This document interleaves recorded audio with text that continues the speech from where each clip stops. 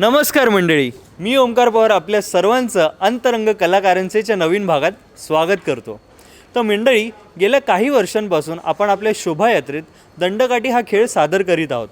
तसा हा एक शिवकालीन खेळ आहे जो आपल्या संरक्षणासाठी वापरला जातो. या खेळात निव्वळ काठीचा वापर करून आपण आपलं संरक्षण करू शकतो. चला तर मग हाच खेळ सादर करणाऱ्या कलाकारांचे आज आपण अंतरंग जाणून घेऊयात. आज आपल्यासोबत आहेत सायलीताई, तृप्ती आणि रेहांश. चला तर मग ह्यांना काही प्रश्न विचारूयात. तर तृप्ती, मला तू सांग की तुला दंडकाठी या खेळातून काय शिकायला मिळतं? जसं की आपल्याला दादाने सांगितलं, हा एक शिवकालीन साहसी खेळ आहे आणि हा कुठेतरी खेळ लुप्त होत चालला आहे. आणि दरवर्षी गुढीपाडव्याच्या निमित्ताने हा खेळ आम्ही नव्याने सगळ्यांसमोर आणण्याचा प्रयत्न करतो. या खेळाला खेळण्यासाठी खूप डेडिकेशन, खूप पेशन्स, खूप सिरियसनेस, खूप शिस्तता लागते.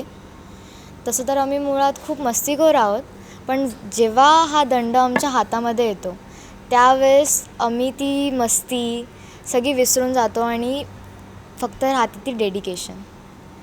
हा खेळ सगळ्यांसाठीच खूप चांगला आहे as a self defence, specially मुलींसाठी.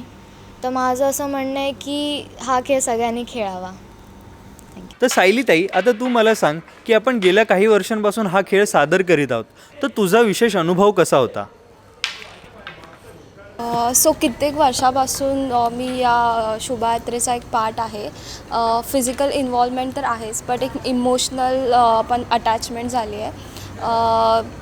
आपलं जे नेहमीचं जीवन आहे ते खूप दगदगीचं आहे आणि आपल्याला नेहमीच काहीतरी नवीन करण्याची एक इच्छा असते आणि आपल्या पारंपरिक संस्कृतीची एक जुळवून मिळण्यासाठी एक संधी जी मिळते ती या शोभायात्रेतून आम्हाला मिळते.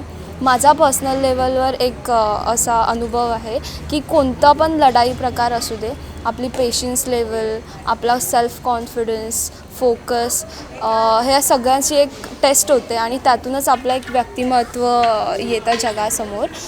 मजेशीर बाजू ही की प्रत्येक वर्षी माझे जुने मित्रमैत्रीण तर असतातच, पण नवीन लोक पण भेटतात ज्यांच्याकडून खूप काय काय शिकायला मिळतं.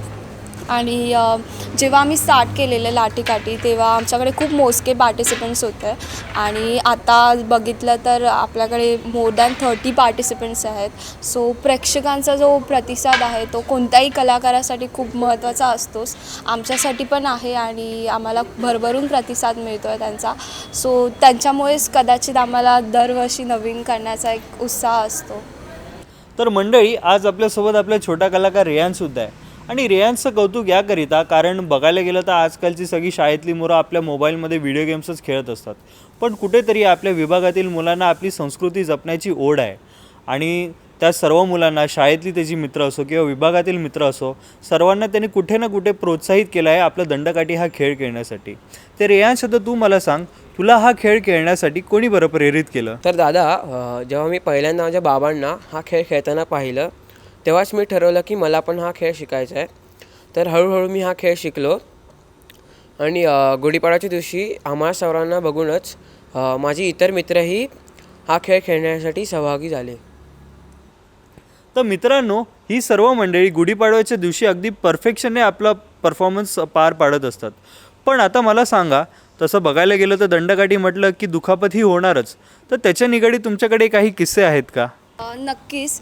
प्रॅक्टिस करताना सर्वांनाच लागतं इथे तिथे, बट आमच्या ग्रुपमध्ये सर्वात जास्त मार तृप्तीलाच मिळतो.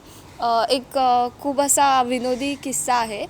गेल्या वर्षी आम्ही एक मस्त असा ॲक्ट सेट केला पूर्ण आणि रंगीत तालीमच्याच दिवशी हिच्या हाताला दुखापत झाली आणि आम्ही सगळे डाऊटमध्ये होतो की ही करेल की नाही perform, but at the end तिने खूप सुंदररित्या ते सादरीकरण केलं आणि ती खूप कौतुकास्पद गोष्ट आहे आमच्यासाठी. आणि असेच आम्ही नवीन नवीन प्रकार दरवर्षी ट्राय करतो सादर करण्याचा. यावर्षी पण आम्ही करणार आहे. सगळ्यांनी या बघायला. तर मंडळी, हाच दंडकाठीचा खेळ जर तुम्हाला प्रत्यक्षात पाहायचा असेल तर येत्या 9 एप्रिलला म्हणजेच गुढीपाडव्याला नक्की भेट द्या. जल्लोष नववर्षाचा, सोहळा मराठी संस्कृतीचा. हा प्रवास कसा होता आणि या प्रवासामध्ये तू 2 वर्ष बरं कुठे गायब झालेलास? सर्वप्रथम जसं की इनी बोलले की वारकरी दिंडी ही जी आम्ही सुरुवात केली 15 वर्षापूर्वी,